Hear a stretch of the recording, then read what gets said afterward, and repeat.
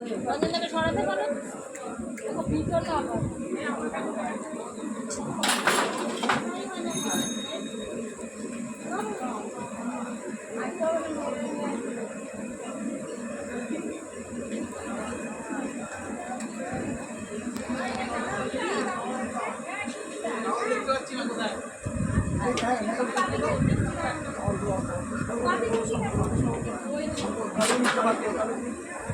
এক গ্লাস জল দিতে হবে।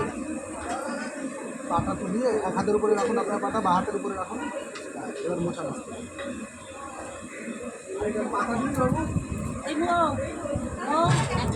এক গ্লাস জল দাও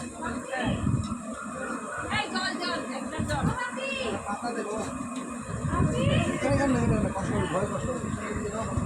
সাইডে রেখে দাও না ওই দিক পাশে প্রদীপের জ্বালাটা প্রদীপটা জ্বালিয়ে দাও এক গ্লাস জল দাও এই সাইডটাই এই এক গ্লাস জল